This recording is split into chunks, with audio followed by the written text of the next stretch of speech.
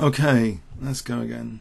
So, maybe King's Engine, if he's going to give me that, or Grunfeld will be a good change. Let's play Grunfeld.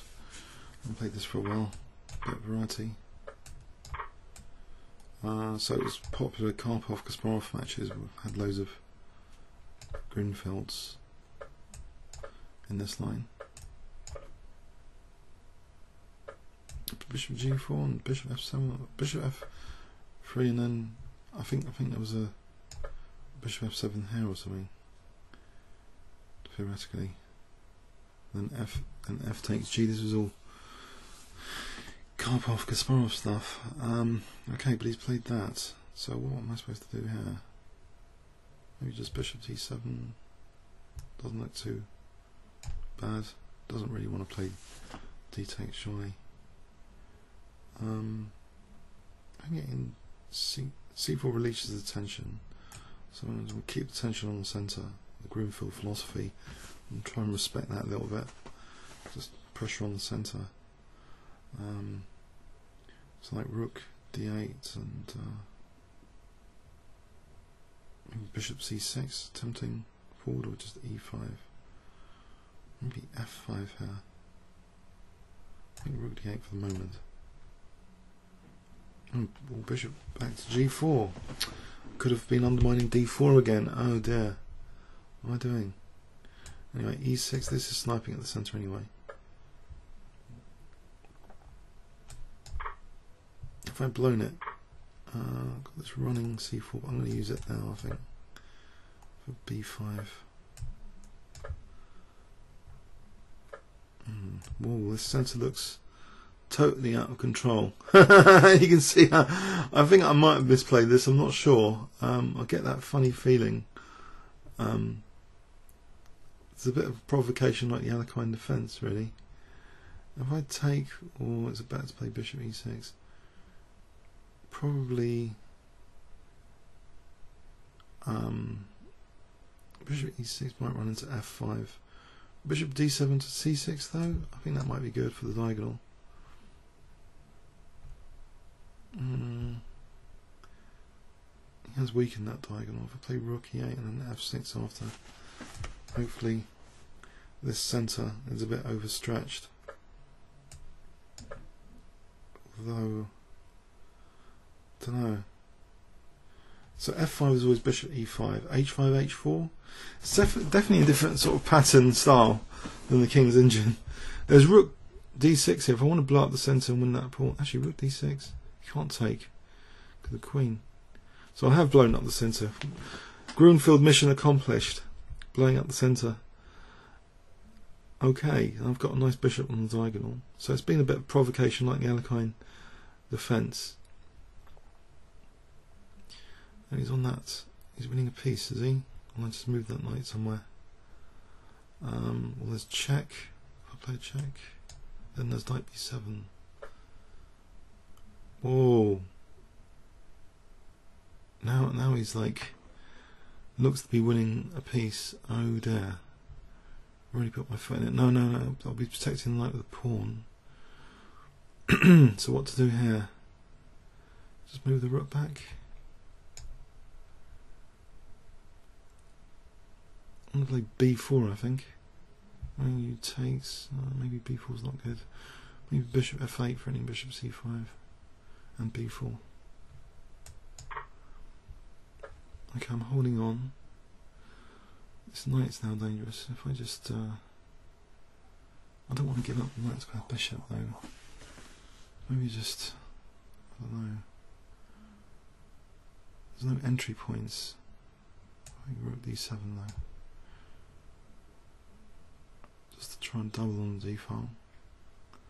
So a Rook D6 maybe takes Bishop C3, or I can't wait to sack the exchange actually, just for a pawn, if I can double a Rook D6.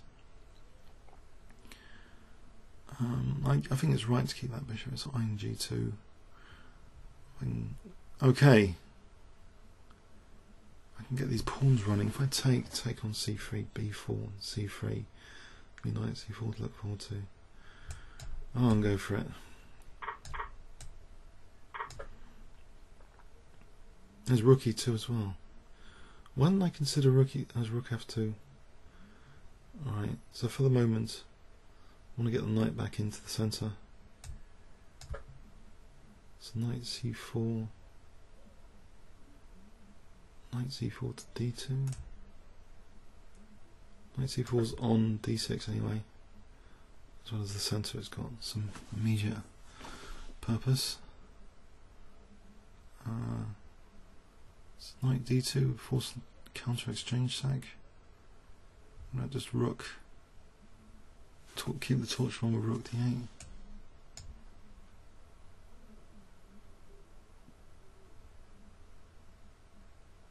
So bishop d3 is rook d6. Rook d6 here. A lot of pawns in the exchange. And takes rook f6. There's bishop e4. Whoa. I'll go for that.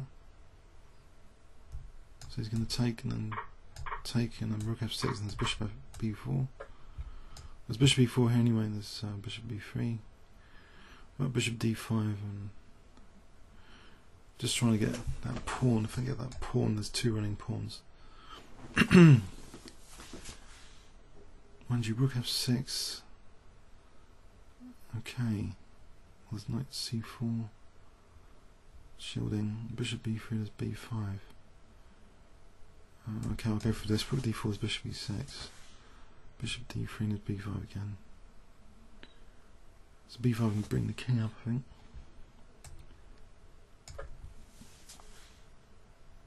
Or knight a3 next. Just knight a3. Again, threatens the a2 pawn. So if he doesn't play bishop b3. In fact, if he takes on c4, there's c2. So knight a3 just looks pretty powerful. Attacking the bishop, attacking a2. Bishop e3 takes c2, looks powerful. The rook would have difficulty in check, I suppose. But then, you know, this check. I can play b5 and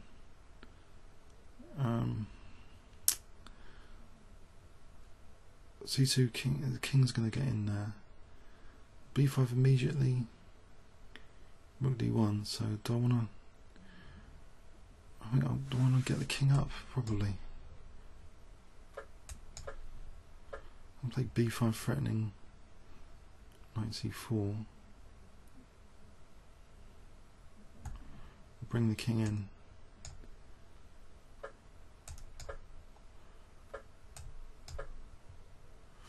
Right, the king's being brought in.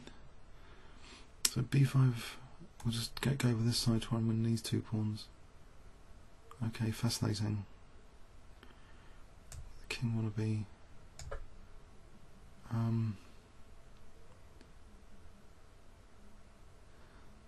maybe checking b3, so it takes b3, but then he's got, okay, I'll get these pawns. Well, f5 if rook f8. Trying to get in king g3.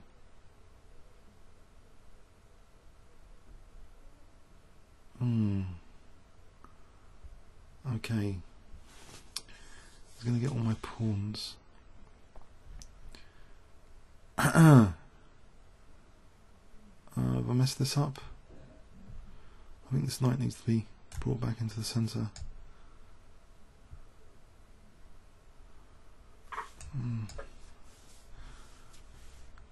Doesn't look too hot. 29 seconds.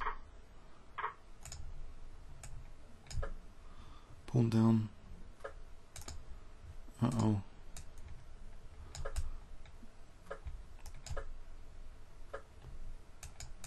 I've messed up.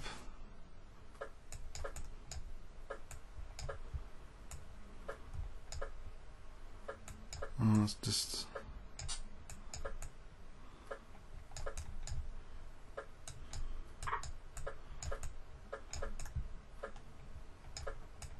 It's gone. Oh dear, oh dear. Oh, that was a bit sad. But anyway, I thought I was better, but just maybe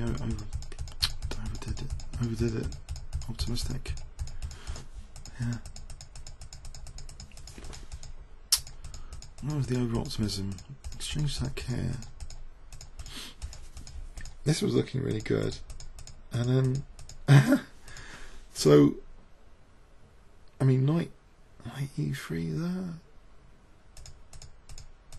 Okay, so here it's tempting to take off. It's also like c2 though. So check king knight c4. c2 is just like two pieces. Another piece bites the dust after c2. Oh dear, and the way I played it is just easy to stop. But c2 here, on the other hand, different story. This c2 here, check king g7 rook c8. There'll be like a blockage, knight c4, tactical blockage or something, or bishop c4. I can still. This maybe rook takes. Okay, maybe it's not that clear, but